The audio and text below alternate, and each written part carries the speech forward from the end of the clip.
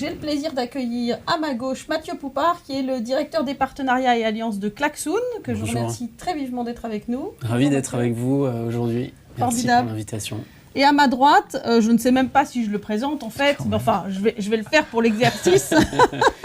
Guy Mélençon, qui est le vice-président numérique de l'Université de Bordeaux, comme vous le savez tous. Et petite information de dernière minute, l'étudiante qui devait être avec nous, je ne sais pas d'ailleurs si je vous l'ai dit tout à l'heure, mais peut-être se trouve être cas positif Covid, donc elle est à distance avec nous. Je ne sais pas si elle nous entend. Oui, je vous entends. Bonjour. Que je salue et remercie d'être là, qui est une étudiante de Sorbonne Université, qui pour tout vous dire est une jeune diplômée de Sorbonne Université et une utilisatrice régulière de Klaxoon. Bonjour la mise.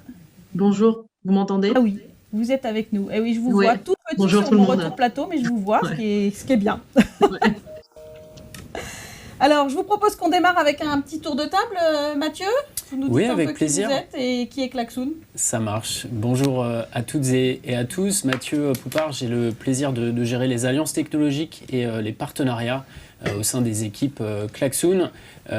Précédente expérience professionnelle du côté de l'enseignement supérieur avant de rejoindre Klaxoon. J'avais le plaisir de gérer les relations entreprises et carrière pour une école de commerce américaine à l'étranger. Et ce qui m'amène aujourd'hui à porter ce type de sujet d'employabilité, de sensibilisation des étudiants sur ces soft skills dont on parle beaucoup, compétences comportementales. On y reviendra, j'imagine, un petit peu plus tard dans la table ronde. Absolument.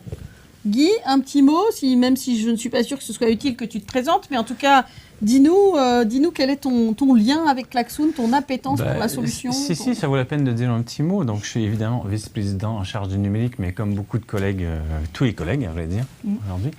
Et bon, enseignant-chercheur, donc avec une certaine appétence pour des solutions qui permettent de renouveler un peu notre regard sur notre activité d'enseignement. Mais je pense que la table ronde va nous permettre aussi de regarder comment cette technologie de Klaxoon peut être utilisée dans pas mal d'autres contextes, pas forcément seulement de l'enseignement, mais au niveau de l'établissement. Ce qui est très, très intéressant, je trouve, pour nos établissements qui sont en pleine mutation. Merci. J'en dis pas plus. Oui, non, on va te poser plein de questions après. La mise, est-ce que vous voulez nous dire un petit mot de présentation sur qui vous êtes, votre parcours Bien entendu. Bonjour à tous, je m'appelle Lamise, j'ai 24 ans, parce que j'ai toujours été passionnée par les dynamiques du commerce et du management international. J'ai décidé de m'orienter vers ce secteur. C'est pourquoi, à la suite de mon baccalauréat que j'ai obtenu en Italie, j'ai intégré l'Université de Rouen pour un parcours en licence langue étrangère et négociation internationale, et ensuite un Master 2 en gestion et commerce international à Sorbonne. Et comme vous avez bien dit, je suis jeune diplômée depuis septembre. Je continue actuellement mes études pour me spécialiser, mais voilà. Et merci de m'accueillir aujourd'hui à distance. Avec plaisir. Merci à vous. Merci à vous. Donc aujourd'hui, on va parler du rôle de la collaboration visuelle pour repenser le rituel de la classe. C'est un très joli titre qu'on a imaginé avec Mathieu et préparer au futur du travail hybride. Je crois que maintenant, il n'est plus nécessaire d'insister sur le fait que le travail au quotidien est hybride. Ça fait 18 mois qu'on l'expérimente tous. Donc, ça devient un peu une donnée. Alors Mathieu, est-ce que vous pouvez nous présenter rapidement Klaxoon et nous dire en particulier ce que son utilisation apporte dans un contexte pédagogique, puisque c'est ce qui intéresse nos téléspectateurs. J'aime bien vous appeler comme ça, téléspectateurs, je trouve ça drôle. Et on est sur un plateau télé, hein, donc, voilà. On s'y croit. Quelques mots sur Klaxoon, l'entreprise, et puis en effet ses usages pédagogiques qui existent depuis le départ de l'aventure Klaxoon, il faut le rappeler, parce que c'est vrai qu'on est parfois connu plutôt pour nos usages dans le monde de l'entreprise. Ces usages pédagogiques, et notamment en amphithéâtre, existent depuis 2015. Klaxoon, c'est une société qui conçoit des outils pour le travail en équipe, avec des solutions à la fois logicielles, mais également solutions hardware aussi, parfois on l'oublie, des compléments à notre suite logicielle, qui permettent d'améliorer le travail en équipe, de le rendre plus créatif, plus inclusif, plus participatif, en adressant différents moments de la collaboration, que ce soit le temps de la réunion, celui de l'atelier, de réflexion en groupe, le temps de la formation, bien entendu, on en parlera sur son adaptation dans un contexte enseignement supérieur. Tous ces moments-là, qu'on soit d'ailleurs connectés ensemble, en synchrone, mais également en asynchrone, qu'on soit en salle ensemble, ou qu'on soit à distance également. Donc voilà, sur la proposition de Klaxoon, aujourd'hui on est déployé auprès de 5000 organisations clients dans plus de 120 pays, on a plusieurs millions d'utilisateurs. Klaxoon aujourd'hui c'est 260 collaborateurs. Et je vous le disais, donc depuis 2015, donc une société fondée à Rennes en Bretagne, eh bien on a souhaité penser nos outils au-delà du contexte d'une utilisation uniquement dans un contexte professionnel, qu'on soit dans une entreprise ou dans une organisation publique, en intégrant dans le design de nos outils des scénarios de partage d'informations et de partage de connaissances, parce que pour nous, le travail en équipe efficace, c'est aussi une équipe qui sait partager efficacement de l'information, qui sait apprendre des uns et des autres. Et donc c'est assez naturellement qu'en 2014, même avant la commercialisation de nos outils, on a fait tester nos outils sur les bancs de l'université de Rennes 1, dans un contexte d'amphithéâtre, avec pour objectif de dynamiser ce format-là, où on le sait, il est challengeant, il était déjà challengé avant Covid et il l'est encore plus aujourd'hui. On se retrouve dans une situation de devoir, du côté de l'enseignant, transférer de la connaissance, mais aussi maintenir le pouls, intéresser les étudiants, s'assurer de la rétention d'informations. Et donc on a testé nos outils à l'époque en 2014 via des outils de type question en direct, de type quiz gamifié, quiz, pour aller chercher cette interactivité qui n'est pas évidente à assurer lorsqu'on s'appuie uniquement sur une prise de parole à l'oral et un support de type PowerPoint derrière. Et depuis 2014, ces usages-là ont grandi, ont été déployés plus largement au sein, bien sûr, de l'Université de Rennes 1, qui reste un partenaire historique et partenaire d'innovation pour Klaxoon, mais aussi auprès d'autres institutions d'enseignement supérieur. On travaille à peu près avec une quinzaine d'universités françaises aujourd'hui, beaucoup d'écoles de commerce et beaucoup d'écoles d'ingénieurs. Et donc, on cherche à, industrialiser ces usages faits par les enseignants de dynamisation d'interactivité en cours, qu'on soit d'ailleurs sur ces formats d'amphithéâtre ou qu'on soit sur des formats de plus petits groupes, avec pour objectif, pour Klaxoon, de continuer à innover pour faciliter la mobilisation de nos outils dans ce contexte d'usage pédagogique. On viendra proposer une intégration à la plateforme LMS Moodle d'ici fin d'année. On sait que ça a été une demande de la part de nos usagers universitaires pour fluidifier la mobilisation de nos outils. Et puis ce qu'on va souhaiter aussi faire, et je pense que je laisserai Guy s'exprimer, on échange avec l'Université de Bordeaux sur ces sujets-là, c'est aussi repenser le rituel de la classe et se dire que comment est-ce qu'on peut remettre l'étudiant au centre de cette expérience-là et proposer un usage d'un des outils Klaxoon qui s'appelle Board, qui est un tableau blanc infini, pour tester de nouvelles dynamiques plutôt autour de l'intelligence collective. Mais je reviendrai là-dessus dans quelques secondes. Super. Alors Guy, tu es interpellé par Mathieu, quel est toi ton sentiment sur ce que Klaxoon apporte dans un contexte pédagogique ? Pour peut-être rebondir sur ce que Mathieu mentionne là, des échanges qu'on a eus et d'un projet qu'on a mis sur pied, mais on est en attente d'une décision, donc, comme beaucoup de mes collègues. À Bordeaux, on a phosphoré un peu et on a phosphoré sur l'idée d'une continuité entre le monde numérique et physique. Donc je pense que c'est très présent aujourd'hui. C'est pas une invention complètement révolutionnaire, mais la révolution est plutôt du côté de Klaxoon. Je crois que les produits de Klaxoon embarquent vraiment ce concept-là. Enfin, il y a moyen de mettre dans un même lieu, qui n'est ni un lieu physique ni un lieu numérique, mais qui est les deux à la fois, des gens qui réfléchissent et qui utilisent un même outil. Ça, c'est quand même extraordinaire. Donc, de non pas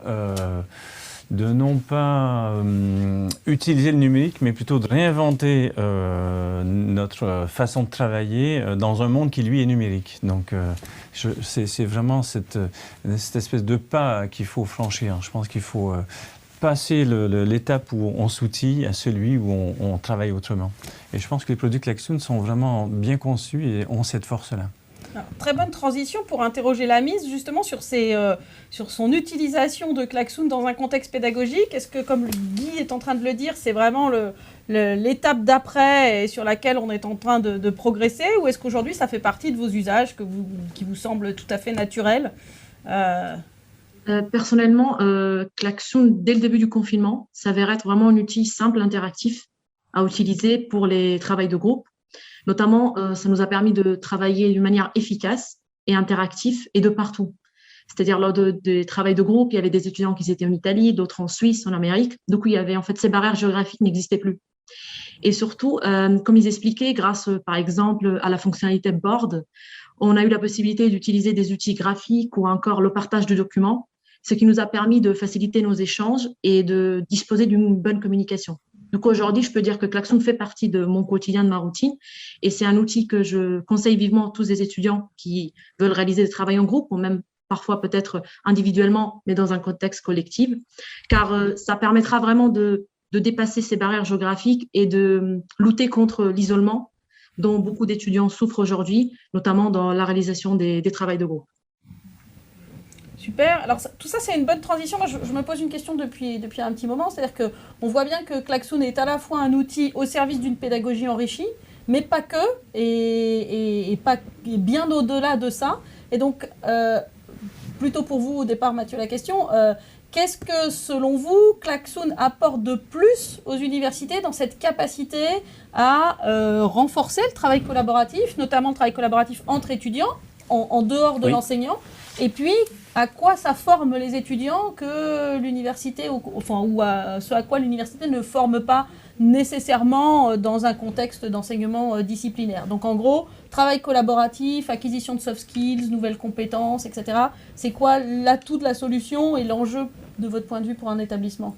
Oui, deux éléments. Je pense à la fois c'est un outil qui peut être mobilisé par les équipes, enseignants-chercheurs et personnel administratif des universités, qui sont des organisations distribuées par essence, peut-être plus que d'ailleurs des clients avec lesquels on travaille du côté du monde de l'entreprise, donc qui ont dû se confronter bien avant cette séquence très particulière de laquelle on sort, j'espère, où on a dû basculer en 100% télétravail. Je pense que l'université s'est déjà posé, en tout cas du point de vue de son personnel, cette question du travail efficace de l'équipe dans un contexte hybride. Et derrière le côté hybridité ou hybridation, je souhaiterais préciser qu'on n'est pas uniquement sur cet enjeu de proposer une expérience de travail en équipe qui doit être aussi fluide qu'on soit au bureau ou qu'on soit à distance chez soi.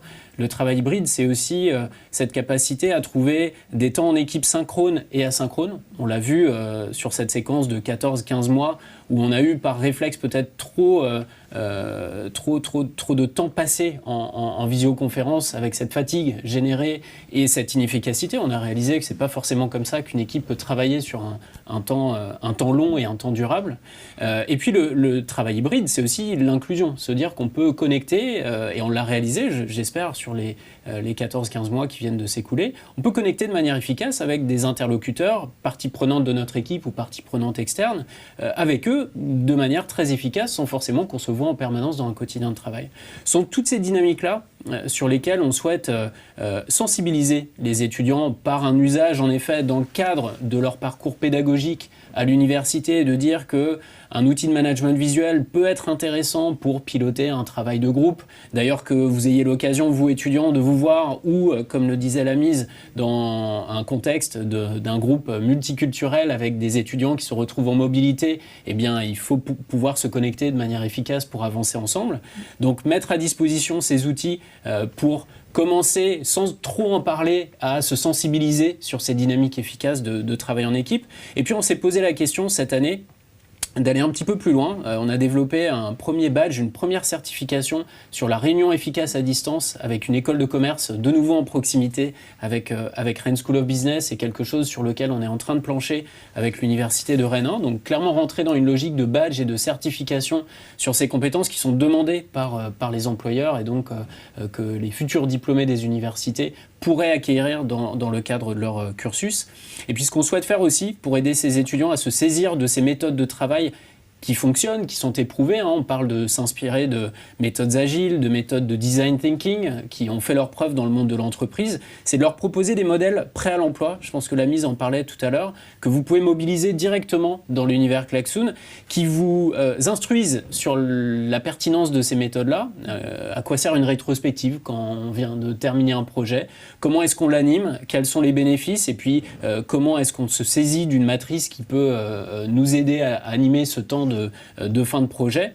Et donc, on propose ces modèles prêts à l'emploi pour aider les étudiants à se familiariser, à se saisir de ces méthodes qui sont prouvées et efficaces dans un contexte de travail professionnel. Donc voilà les différentes manières sur lesquelles on réfléchit. On est en cours de réflexion aussi, ce sont vraiment des prémices et avec lesquelles on souhaiterait avancer, j'allais dire, plus à l'échelle avec les universités françaises. Belle transition, soft skills, acquisition de compétences, etc. Est-ce que c'est un enjeu pour l'Université de Bordeaux? Est-ce que c'est ce dont vous discutez avec Klaxoon aujourd'hui? Est-ce que c'est ce vers quoi vous voulez avancer? Quel rôle pour Klaxoon dans ce dispositif chez vous? C'est très présent. Les soft skills sont demandés par les entreprises. Il y a un certain nombre de cursus à Bordeaux qui sont développés, mais en lien très fort avec des syndicats d'entreprises qu'on a sur la région. Et clairement, donc, les cursus que l'on propose les intéressent, mais dans les discussions, la demande, elle est là. Donc, cette ouverture des cursus qu'on est en train d'aménager, à l'image de pas mal d'établissements d'ailleurs sur le territoire français, il est drivé non seulement par notre envie, cette idée d'ouverture qu'on a peut-être depuis le monde académique, mais il y a vraiment une demande devant. Donc, le compromis est à trouver entre savoir disciplinaire et puis ces soft skills, mais qui me semble indispensable pour faire une vraie continuité entre le monde de l'apprentissage et le monde de l'entreprise. C'est quand même ça qu'il faut viser. Non seulement au niveau méthodologique, des méthodologies de travail, Klaxoon le fait, puisque si l'usage de ces outils est déjà présent lorsqu'on se forme, on arrive en entreprise et puis c'est tout naturel que de déployer des méthodos sur la base de ces outils ensuite. Donc c'est bon coup pour les étudiants, c'est gagnant 2 fois. La mise, je pense qu'on est au cœur de ce que vous pouvez nous dire, justement. Est-ce que vous avez le sentiment d'avoir appris des choses que vos cours centrés sur une transmission de connaissances plutôt disciplinaires, plutôt académiques, est-ce que vous avez le sentiment d'avoir appris des choses qui aujourd'hui, alors en plus on peut le dire sans trahir de secret, vous travaillez aujourd'hui, donc vous avez un job, un vrai job, donc vous avez ce double regard de jeunes diplômés et de jeunes collaboratrices d'une entreprise. Donc, Tout à fait, je suis tout à fait d'accord avec ce qui a été dit. Mon premier usage de Klaxoon, c'était vraiment dans le cadre d'un projet de UX design. Et du coup, grâce à Klaxoon, j'ai pu vraiment développer différentes soft skills, notamment le sens de l'organisation, une écoute active par rapport du coup, à les idées qui sont mises en avant par la part de chaque étudiant, et aussi vraiment une réactivité, car ça nous permettait en fait, d'avoir une vision globale sur les différentes étapes à suivre, chose que parfois, d'un point de vue et d'une notion académique, n'est pas vraiment du coup, transmise par les étudiants et par les enseignants. Du coup, tout à fait. Super. Alors, je prends une question, qui est une question du chat. Isabelle Duchâtel, Université de Caen, Normandie, nous demande quel outil pour les badges? Quel outil pour les badges? Alors, de nouveau, c'était un pilote, cette fois, sans intégration Moodle, puisque l'intégration Moodle permettrait de pousser automatiquement une attribution de badge. Après, sur l'évaluation en soi, on a utilisé nos propres outils, forcément. Une mission Klaxoon, donc, qui est un parcours apprenant qu'on fait en asynchrone, donc vraiment dans ces logiques de blended learning qui sont permises par la suite d'outils. Et en tout cas, les quelques applications qui sont plutôt centrées sur le partage de connaissances, le quiz gamifié, le sondage, on peut les réunir dans ce qu'on appelle une aventure Klaxoon qui permet de passer, c'est une sorte de parcours de jeu, par différents temps où on peut faire descendre de l'information, on peut déjà faire remonter de l'information. Donc on a fait réviser les étudiants avec ce format-là, ils y accédaient à leur convenance.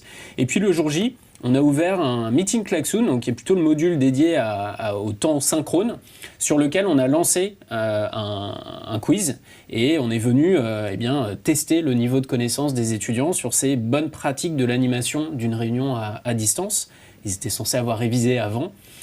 Et donc après, on a regardé les scores, on avait fixé un score minimal et il n'y a pas eu d'automatisation du fait de pousser le badge vers LinkedIn via Moodle, ce qui est permis, et donc ce qu'on souhaiterait faire dans le cadre d'une industrialisation de ce badge-là. Mais nos outils ont permis de satisfaire au temps de l'évaluation, en tout cas. Super, merci Mathieu pour cette réponse claire. Alors, on a parlé de contexte pédagogique, on a parlé d'acquisition de soft skills, d'approche compétences par extension. Les universités sont des grandes organisations, au-delà du fait qu'elles accueillent toutes plusieurs dizaines de milliers d'étudiants, mais elles accueillent aussi plusieurs milliers de collaborateurs. Et donc, il y a quand même un sujet qui est assez naturel, c'est Klaxoon dans un usage pédagogique, oui, mais oui. Klaxoon au-delà, pour le fonctionnement de l'administration, pour le travail collaboratif des équipes administratives. Quel rôle, quelle place, quel enjeu, comment vous positionnez sur ces sujets-là, et puis comment une université, alors en plus une très grande, l'université de Bordeaux, 60 000 étudiants. Oui. Voilà, donc on va dire entre 2500 et 3500 collaborateurs sans doute. Je devrais connaître ces chiffres par cœur. Hein. Non, mais je les connais pour toi, t'inquiète pas. Mais il y a beaucoup de monde. Donc, sujet sur cette question du travail collaboratif des équipes administratives. Quelques mots, mais je pense que ce sera intéressant d'entendre Guy sur ces sujets-là. Des usages, bien sûr, en interne, et de nouveau, personnel, enseignant-chercheur, mais aussi personnel administratif. Je prendrai l'exemple de la Fondation Rénin, qui est la structure qui est censée faire le lien entre le monde de l'entreprise et le monde académique. C'est une équipe en soi, équipe distribuée, très peu de personnes qui partagent un quotidien de travail et de bureau, même avant cette situation bien particulière qu'on a rencontrée il y a quelques mois. On les a accompagnés pour insérer et instiller un petit peu plus de management visuel dans leur quotidien d'équipe. Et donc basculer ce format de réunion hebdomadaire qui était plutôt animé avec un tour de table oral et quelques diapositives de présentation sur un format tableau blanc, leur permettant de gagner en efficacité puisqu'on leur a montré que cette réunion-là, on pouvait sortir des items de la réunion pour les préparer soit en amont, soit en aval, qu'on arrivait à la réunion avec quelques idées déjà postées, des codes couleurs très simples pour voir ce qui s'est bien passé, ce qui peut être amélioré, des points importants à partager avec l'équipe, et du coup basculer sur un format de réunion hebdomadaire où on peut le faire debout, pas forcément, on peut le faire aussi à distance si les collaborateurs ne sont pas là, mais en tout cas on le fait de manière beaucoup plus rapide et de manière beaucoup plus concise. Donc voilà des éléments sur lesquels on a pu accompagner, j'allais dire, des usages plutôt internes, fait des outils Klaxoon, et rappeler à ce sujet-là qu'on n'est pas uniquement concepteur de technologie, on a des équipes en interne, mais également un réseau de partenaires qui est là pour accompagner aux premiers usages, mais aussi qui peut venir vous aider sur des temps plus longs à challenger vos rituels d'équipe. Et donc on a cette capacité en interne, Klaxoon, on a des forces de conseil pour venir vous aider, parce qu'on le sait tous, changer ses habitudes de réunion, c'est facile de le dire, on sait tous, on est très critique, mais le changer, c'est pas évident. Et donc on veut être là à vos côtés pour vous aider à faire ces premiers pas aussi. Donc rappelez qu'on a cette capacité d'animation. Et puis dernier usage fait en interne des outils Klaxoon, de l'animation d'événements aussi, ce qui est un quotidien dans une université, au-delà de cet usage amphi. On a accompagné les équipes de la Fondation Rénin sur de l'animation de grands événements, et on peut aider à faire du co-design d'ailleurs d'événements avec nos clients. Merci Mathieu. Collaboratif, équipe administrative, confinement. Confinement, oui. Confinement forcément qui nous a amené à utiliser ces outils numériques, dont la solution Klaxoon. Mais je crois que la solution Klaxoon, Mathieu, tu sais peut-être mieux que moi, était présente chez nous avant ce confinement et dans nos équipes administratives. Lors de la fusion, on a mis sur pied un service d'amélioration continue et qui fait appel à des méthodologies qui s'appuient sur ce genre d'outillage. Et c'est devenu c'est bien intégré quand même dans le fonctionnement de l'établissement que de faire appel à ces consultants internes, c'est comme ça qu'on les appelle, pour nous aider à penser les choses. Moi-même, j'ai fait appel à cette cellule le jour où il fallait travailler avec... il y a peut-être des collègues à moi au bout de l'écran, mes homologues du sud de l'Aquitaine. Quand on a travaillé à la convention de coordination du numérique sur notre périmètre, on a utilisé cette cellule pour nous aider à phosphorer un peu sur l'objet de cette convention et la forme qu'il fallait lui donner. C'est vraiment des plus utiles. Cet outil est vraiment un très très bon relais pour faire marcher l'intelligence collective, même si c'est une convention, une bête convention académique à la fin. C'est quand même un effort d'intelligence collective de se projeter dans une vie à plusieurs sur un sujet comme ça. Et donc, c'est présent chez nous, cette méthodologie, et ça a été évidemment appelé à l'aide dans le cadre de la crise, parce qu'il fallait travailler à distance. Et donc, je l'ai utilisé, moi, dans des contextes de retour d'expérience sur des projets qu'il fallait réajuster. Ça marche très, très bien pour toutes sortes de raisons. Et il y a un cas, le dernier en date, je vais le décrire, où pour moi, c'est vraiment un sacré aboutissement enfin, comment dire, un aboutissement. On a travaillé sur notre plan stratégique 2030. Et cet outillage proposé par Klaxoon, ça a été une façon formidable d'embarquer un nombre de personnes, donc personnel, enseignants, chercheurs, étudiants, des gens qui ont des responsabilités, d'autres qui sont juste enseignants, chercheurs de base. Vraiment, on a pu avoir une variété de profils de personnes qui ont été amenées à participer à des ateliers où on a écouté ce que les gens avaient à dire, on a collationné les idées, on a essayé de construire, ériger un édifice, cette stratégie, pour qu'elle soit vraiment le fruit de l'intelligence collective. Alors là où c'est pas mal, cet outil, je ne sais pas si vous serez d'accord avec moi, mais c'est que sans cet outillage en présentiel, on y va, on discute, et souvent il y a une espèce d'enchère à la discussion, et il faut avoir un certain talent que les Français ont naturellement pour arracher la parole. Non, mais c'est vrai que ça compte, alors que lorsqu'il y a cet outil qui permet de faire la médiation des idées, l'écrit peut être la façon de rentrer dans la discussion pour ceux qui vont moins naturellement prendre la parole ou savoir se faire entendre. L'écrit, c'est aussi une façon d'être à l'écoute des autres, parce qu'on peut les lire, alors que quelqu'un est parti dans une grande tirade.